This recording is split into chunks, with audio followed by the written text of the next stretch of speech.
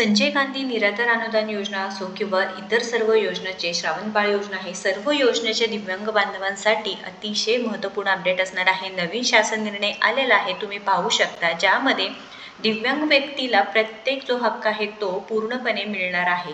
तर दिव्यांग व्यक्ती हक्क अधिनियम 2016च्या कलम 33(2) नुसार दिव्यांगासाठी पद सुनिश्चित करण्यासाठी तज्ज्ञ समितीचं पुनर्रचना करणे व कार्यपद्धती विहित करण्याबाबत तुम्ही पाहू शकता, दिव्यांग कल्याण विभाग 3 डिसेंबर रोजी हा GR आलेला आहे व दिव्यांग व्यक्ती हक्क अधिनियम 2016 सामाजिक न्याय व विशेष सहाय्य विभाग हे सर्वनुसार आता हा GR मध्ये प्रस्तावना काय आहे, शासन निर्णय काय आहे, आपण सर्व माहिती 2 मिनिटात पाहून घेणार आहोत. तर इथे सरकारी नोकरी असणार आहे दिव्यांग बांधवांसाठी. प्रस्तावना तुम्ही पाहू शकता, दिव्यांग व्यक्ती हक्क अधिनियम 2016 संपूर्ण देशभरात दिनांक 17 एप्रिल 2017 पासून लागू करण्यात आले असून दिव्यांग व्यक्ती हक्क अधिनियम 1995 निरसित करण्यात आला आहे व दिव्यांग व्यक्ती हक्क अधिनियम 2016 दिव्यांगाचे 21 दिव्यांग प्रवर्गाचा समावेश करण्यात आलेला आहे. तर दिव्यांग म्हणजे काय की त्यामध्ये 21 वेगवेगळ्या प्रकारचे दिव्यांग प्रवर्गाचा समावेश करण्यात आलेला आहे व प्रत्येक दिव्यांगाला त्यांचा हक्क आहे.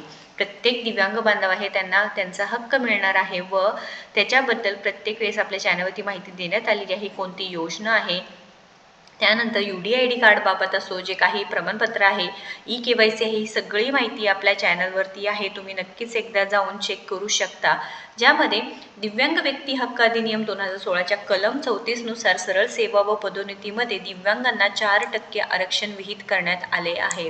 वा मस्त की हे 4% आरक्षण विहित करण्यात आले असून जे बोगस दिव्यांग बांधव आहे आता त्यांच्यावरती कारवाई करण्यासुद्धा सुरू झालेली आहे. ही एक महत्त्वाचं पॉईंट आहे. तुम्ही पाहू शकता की 4% आरक्षण तर आहेच, पण बोगस दिव्यांगाचं जे काही प्रमाण होतं खूप वाढण्यात आले होते, पण आता सरकार याकडे लक्ष देत आहे व जे बोगस दिव्यांग आहे किंवा ज्यांनी त्यांच्यासाठी जे काही सर्टिफिकेट्स देण्यात आले होते आता त्यांना सुद्धा निलंबित केलं जात आहे, त्यांच्यावर सुद्धा कारवाई केली जात आहे. तर हे जे काही निर्णय आहे ते तुम्हाला काय वाटतं या निर्णयाबद्दल नक्कीच कमेंट करून सांगायचं आहे. तर सदर संरक्षण दिव्यांगाचे सक्षमीकरण करण्याचे उद्देशाने केले आहे व हा उद्देश सध्या साध्य करण्यासाठी शासकीय, निमशासकीय, स्थानिक स्वराज्य संस्था, त्यानंतर स्वायत्त संस्था, महामंडळे इत्यादीमध्ये पदांचा आढावा घेऊन कलम 33 अन्वये दिव्यांगाची पदसुनिश्चिती करणे आवश्यक असणार आहे. तरी ते शासन निर्णय तुम्ही पाहू शकता, ज्यामध्ये प्रत्येक मंत्रालयीन विभाग यांनी त्यांच्या विभागांतर्गत तसेच अधीनस्थ कार्यालयातील मंजूर पदांच्या सर्वांगामध्ये दिव्यांगासाठी पद निश्चित करण्यासाठी खालील दिव्यांग प्रवर्गातील किमान एक तज्ज्ञ व्यक्ती प्रतिनिधीसह समिती स्थापित करावी, ज्यामध्ये ब्लाइंडनेस अँड लो विजन म्हणजेच काय अंध आणि अल्पदृष्टी, ब्लाइंडनेस अँड लो विजन आहे, कर्णबधिरता आणि ऐकू येण्यातील दुर्बलता, डेफ अँड हार्ड फॉर हिअरिंग, त्यानंतर अस्थिव्यंगता, मेंदूचे पक्षघात, कुष्ठरोगमुक्त, शारीरिक वाढ खुंटणे, स्नायू विकृती, स्वमंगनता, आकलन क्षमतेची कमतरता, इंटेलेक्च्युअल डिसॅबिलिटी, विशिष्ट शिक्षण अक्षमता, स्पेसिफिक लर्निंग डिसॅबिलिटी, ऑटिझम, त्यानंतर मेंटल इलनेस म्हणजेच मानसिक आजार. बघा आपल्याला काय वाटतं की दिव्यांगांमध्ये प्रकारच माहिती नाही किंवा आम्हाला या जे काही योजना असो किंवा जे काही संधी मिळते त्याचा लाभ मिळणार का नाही, प्रत्येक दिव्यांगाच्या मनामध्ये प्रश्न आहे. पण आता या प्रश्नाचं उत्तर नक्कीच 100% मिळणार आहे, कारण 21 प्रकारचे वेगवेगळे दिव्यांगाचे प्रकार आहेत व त्यामध्ये आता बघा सांगण्यात आलेले आहे की समिती स्थापना करावी. हे वेगवेगळ्या प्रकारचे जे दिव्यांग बांधवांचे प्रकार सांगितले आहेत. त्यानंतर अशी समिती केवळ विभागाच्या स्तरावरती गठीत केली जाईल. त्याचे अध्यक्ष विभागाचे अपर मुख्य सचिव, प्रधान सचिव किंवा सचिव असतील.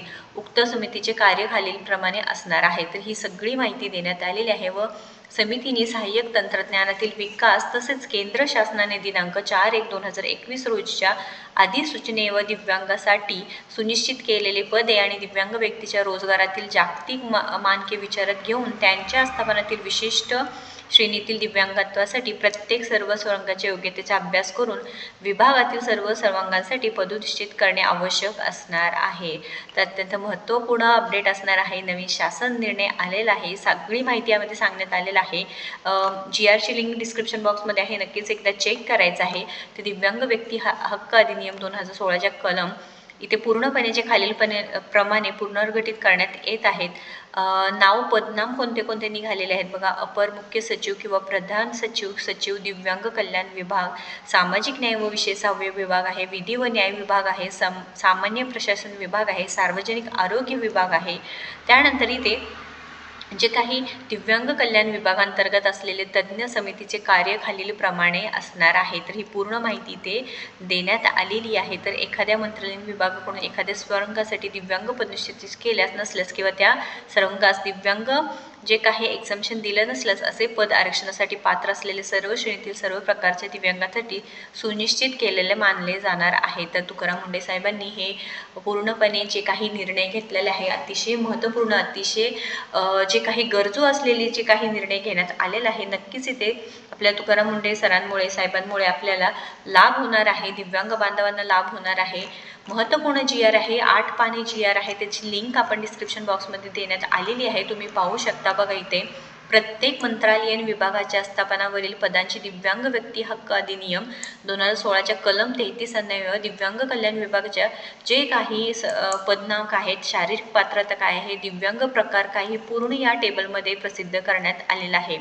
तरी ते जे प्रमाणित करण्यात येते की या विभागातील सर्वांगाची दिव्यांग पद निश्चितपणे कोणती तारीख आहे तिथे पूर्णपणे ते माहिती तारखेस आढावा घेण्यात आला. हे पूर्ण इथे काही नियुक्ती प्राधिकारी संबंधित विभागाच्या सचिव यांनी साईन करायचे आहे. तर इथे पूर्ण माहिती या GR मध्ये देण्यात आलेली आहे. आपल्या दिव्यांग बांधव असो किंवा तुम्हाला ज्यांना शेअर करायचं आहे त्यांना लवकरात लवकर ही माहिती शेअर करायची आहे, आपल्या हक्काच्या माणसांना शेअर करायचं आहे, जेणेकरून ही माहिती त्यांच्यापर्यंत पोहोचेल.